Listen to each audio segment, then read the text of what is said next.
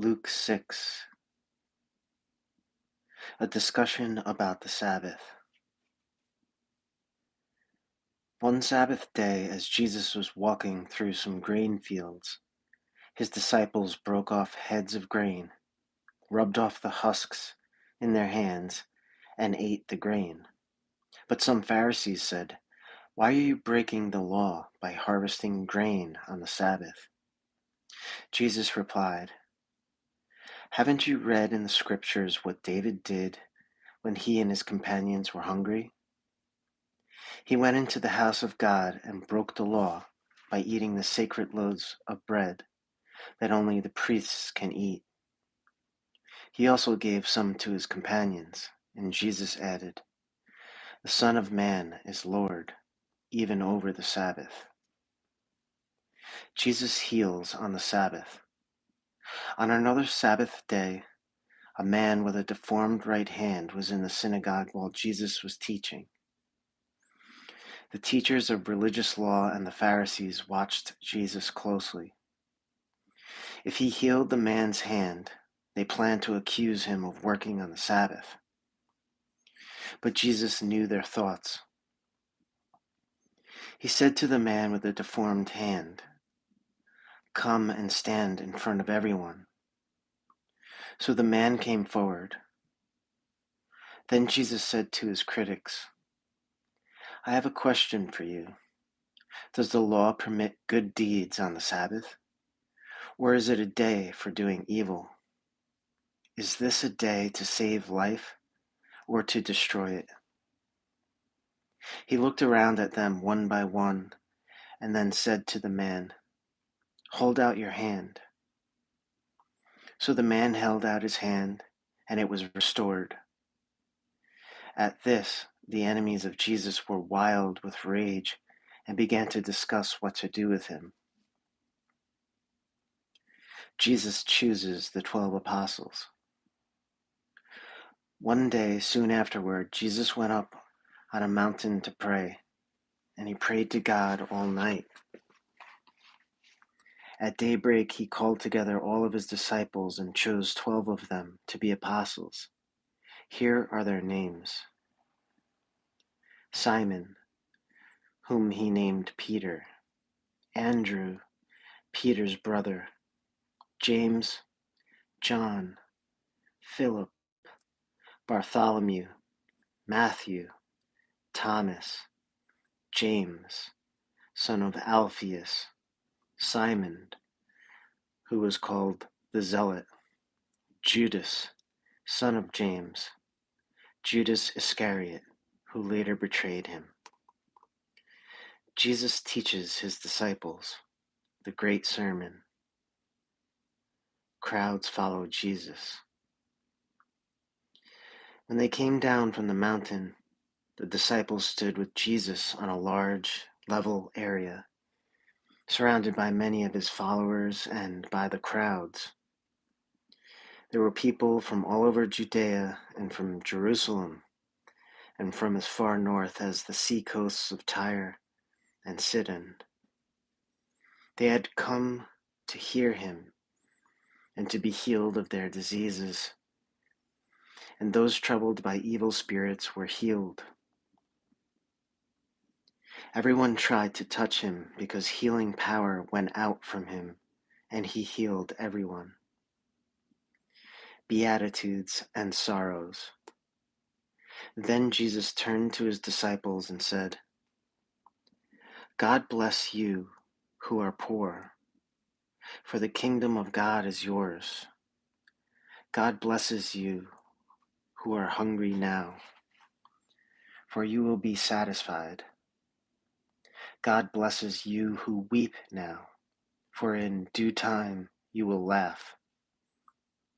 What blessings await you when people hate you and exclude you and mock you and curse you as evil because you follow the Son of Man. When that happens, be happy. Yes, leap for joy, for a great reward awaits you in heaven. And remember, their ancestors treated the ancient prophets that same way. What sorrow awaits you who are rich, for you have your only happiness now. What sorrow awaits you who are fat and prosperous now, for a time of awful hunger awaits you.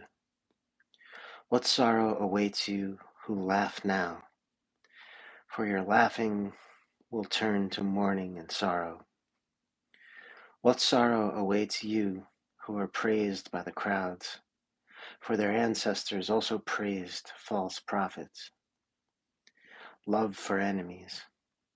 But to you who are willing to listen, I say, love your enemies. Do good to those who hate you. Bless those who curse you. Pray for those who hurt you.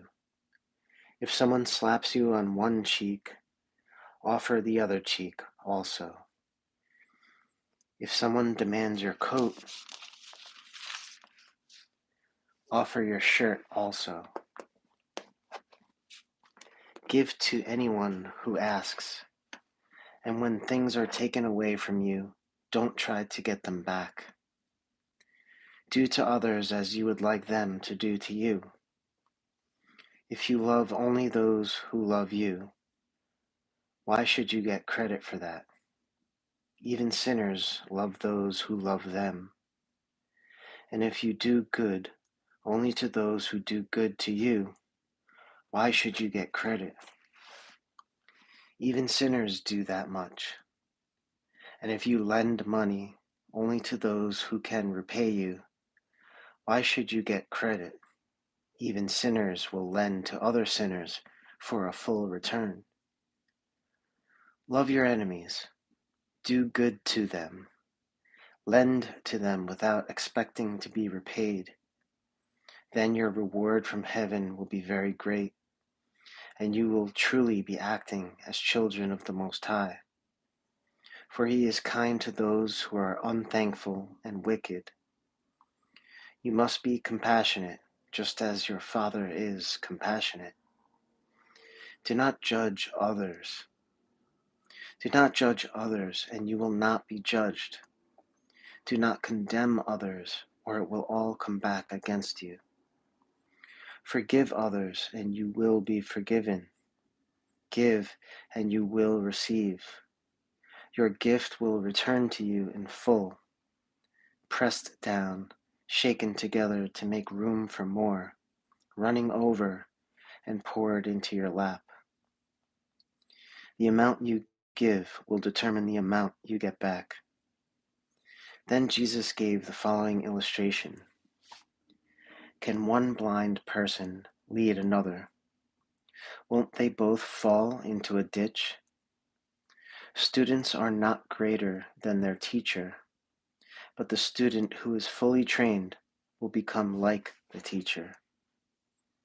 And why worry about a speck in your friend's eye when you have a log in your own? How can you think of saying, "Friend, let me help you get rid of that speck in your eye," when you can't see past the log in your own eye? Hypocrite! First get rid of the log in your own eye. Then you will see well enough to deal with the speck in your friend's eye. The tree and its fruit. A good tree can't produce bad fruit, and a bad tree can't produce good fruit. A tree is identified by its fruit. Figs are never gathered from thorn bushes, and grapes are not picked from bramble bushes.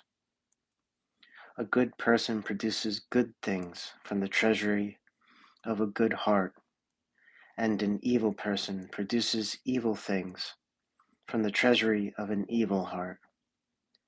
What you say flows from what is in your heart. Building on a solid foundation. So why do you keep calling me Lord, Lord, when you don't do what I say? I will show you what it's like when someone comes to me, listens to my teaching, and then follows it. It is like a person building a house who digs deep and lays the foundation on solid rock. When the floodwaters rise and break against that house, it stands firm because it is well built. But anyone who hears and doesn't obey is like a person who builds a house without a foundation. When the floods sweep down against that house, it will collapse into a heap of ruins.